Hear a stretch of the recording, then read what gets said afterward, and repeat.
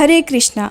वेदांगों के पारगामी विद्वान ब्राह्मण को सहस्त्र गोदान करने से जिस पुण्य की प्राप्ति होती है, उससे 100 गुना पुण्य एकादशी व्रत रखने वाले भक्तों को मिलता है।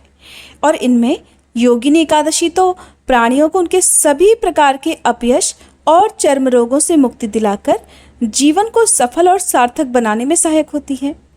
योगिनी एकादशी शरीर की समस्त आदि व्याधियों को नष्ट कर सुंदर रूप, गुण और यश देने वाली है। इस व्रत का फल 88,000 ब्राह्मणों को भोजन कराने के फल के समान है।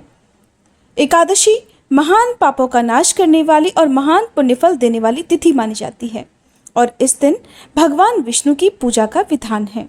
तो आइए आज आपको बताते हैं आषाढ़ मास के कृष्ण पक्ष में पड़ने वाली योगिनी एकादशी की तिथि और शुभ मुहूर्त के साथ ही इस दिन के महत्व के बारे में। साल 2023 में 14 जून बुधवार को योगिनी एकादशी है और एकादशी का व्रत केवल इसी दिन रखा जाएगा। एक दिन पहले मंगलवार को दशमी तिथि के नियमों का पालन करके गुरुवार के दिन एकादशी का उपवास खोला जाएगा। तुलसी पत्र दशमी तिथि को ही तोड़कर रख लिए जाते हैं। दशमी तिथि को ही तुलसी जी में जल भी अर्पित करना चाहिए। नाखून, बाल इत्यादि एकादशी के दिन नहीं काटे जाते हैं और ना ही एकादशी के दिन तुलसी जी में जल अर्पित किया जाता है। लेकिन एकादशी की सुबह और शाम दोनों ही समय तुलसी जी की पूजा करके धूप दीप जरूर जलाना चाहिए, तभी भगवान विष्णु प्रसन्न रहते हैं।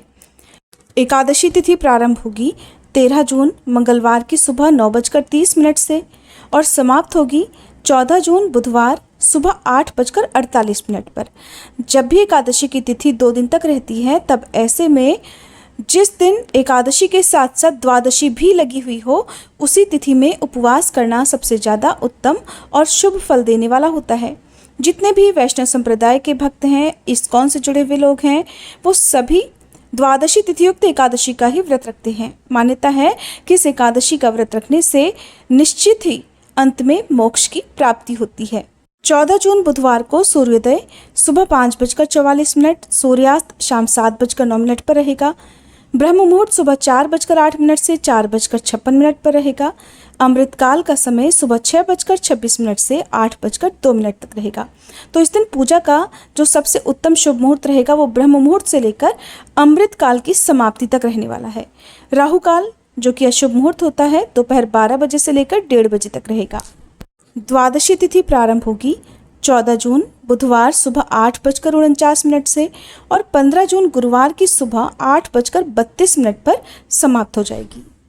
15 जून गुरुवार को यानी द्वादशी तिथि के दिन सूर्योदय सुबह 5:45, सूर्यास्त शाम 7:09 पर रहेगा।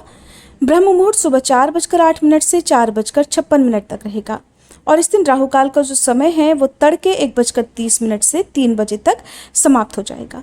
एकादशी का व्रत हमेशा द्वादशी तिथि को सूर्योदय के बाद और शुभ मुहूर्त में ही खोलना चाहिए, तभी व्रत पूर्ण होता है।